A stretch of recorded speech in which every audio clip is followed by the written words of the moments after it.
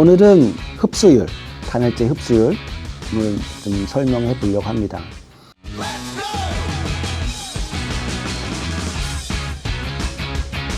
압축 강도도 중요하고 또 열 전도율은 더 중요하다고 볼 수 있지만, 사실 이 흡수율과 투습도는 단열재의 또 생명이라고 볼 수가 있어요. 그래서 오늘은 이 두 가지를 설명 좀 간단하게 할 텐데 조금 어려운 분야이긴 합니다. 특히 흡수율은 좀 이해하기 쉽지만 투습이라는 거에 대해서는 조금 이해하기가 좀 어려울 수도 있어요.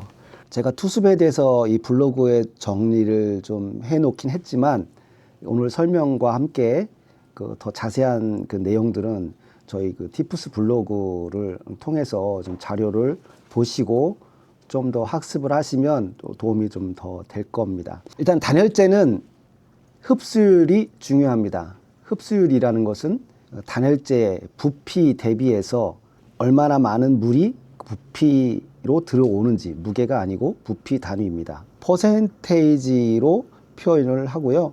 V 대 V 이런 식으로 됩니다. 흡수율이라는 것은 단열재가 물을 얼만큼 흡수하는 정도를 정량적으로 표현한 것이고요.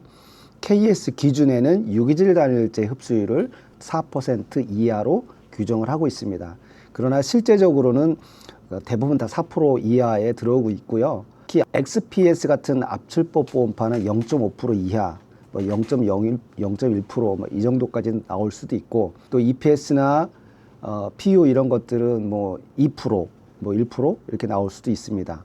흡수량이 많으면 단열재의 열 전도성이 높아집니다. 즉 성능이 떨어진다는 얘기가 되죠. 그래서 흡수량이 많은, 흡수율이 높은 단열재는 수분의 접촉 환경을 피해줘야 정상적인 단열 성능을 유지할 수가 있어요. 그래서 습기가 많은 부분에는 방습 조치가 돼야 되고, 습기가 별로 없는 데는 조금 더 자유롭게 흡수율이 있는 단열재를 사용할 수도 있습니다. 근데 이게 왜 중요하냐? 흡수율이 높으면 물을 일단 습기를 흡수했다가 얘가 겨울에 얼어버려요. 표면이 얼던가 속에서 얼던가 할 수 있어요. 그러면 동결해서 팽창이 되겠죠. 그러다가 날이 좋아지면 다시 이게 조금 동결된 것들이 녹아서 원상태로 되지만 건조하면서 다시 수축이 돼요. 근데 이게 날마다 또는 해마다 이게 반복된다고 했을 때, 이러면 단열재의 물리적 성능이, 상태가 달라질 수 있습니다. 그럼 단열재만 달라지면 어쨌든 성능만 조금 떨어지면 문제가 없지만, 이게 언제 더 큰 문제가 생기냐면 여기다 외장재를 바로 붙였을 때는 또 다른 문제가 생긴다는 거죠. 즉 외단을 미장을 했을 때 거기다 타일을 붙였다.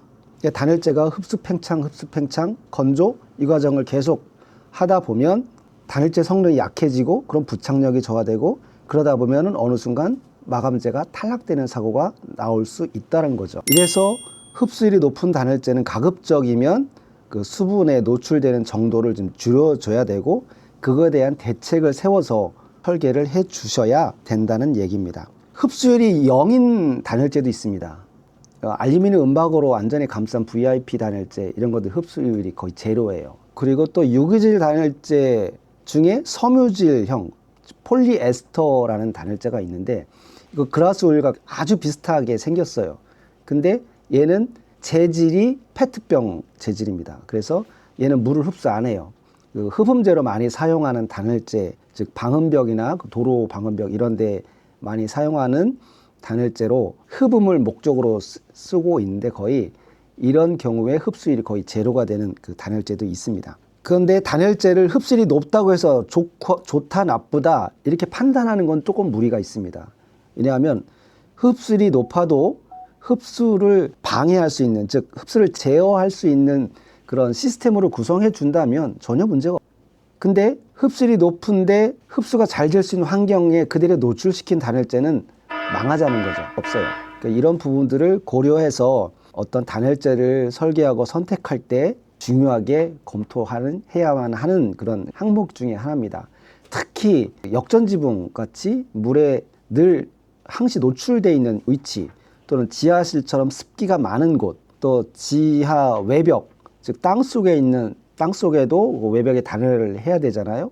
이런 단열재, 기초 측면의 단열재 또는 화장실 같은 습기가 많은 욕실 같은 이런 습기가 많이 발생할 수 있는 그런 부분에서는 가급적이면 흡수율이 아주 최대로 낮은 단열재를 선택해서 쓰시는 것이 합리적인 단열 설계 기준이다라고 보시면 되고요. 현실적으로 우리나라에서 역전지붕이나 기초 단열을 쓸 수 있는 단열재는 XPS, 즉 압출법 보온판, 흔히 이야기하는 아이소핑크 계열밖에는 없어요. 다른 것들을 사용하면 망하자는 겁니다. 제가 설계 도서를 역전지붕을 검토하면서 혹은 또 경사지붕, 외벽 이런 것들을 저희가 도면을 받아서 검토를 하다 보면 얼투당투하게 설계하는 경우가 가끔씩 볼 수 있습니다.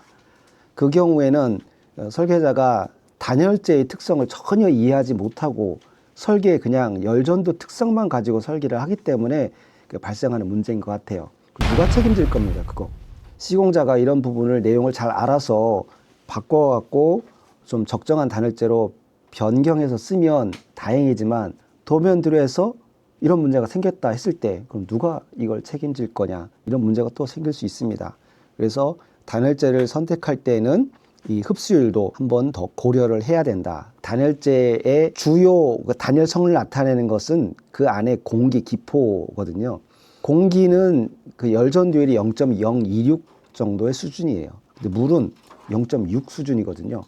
그러니까 거의 한 25배 정도의 그 단열 성능 차이가 납니다. 그러니까 이 공기로 되어 있는 미세한 기공으로 되어 있는 데가 물로 차이면 그만큼 단열 성능은 떨어지는 거고, 그만큼 단열재의 그 부피 팽창이 될 수밖에 없고, 그게 동결되면 더 많이 팽창이 되고 또 건조되면 또 수축하게 되고, 이게 수축과 팽창이 계속 반복되면 결국은 단열재 물성이 변화가 되고, 그렇게 되면 단열재에 바로 부착한 마감재들의 영향을 줄 수밖에 없는 구조를 갖고 있다. 이런 부분들을 특별히 좀 생각해서 단열재를 선정했으면 좋겠다라는 것이 제 생각입니다. 이것이 오늘 흡수율에 대해서 아주 간략하게 이야기한 포인트입니다. 흡수율은 여기까지 제가 설명을 해드리고요.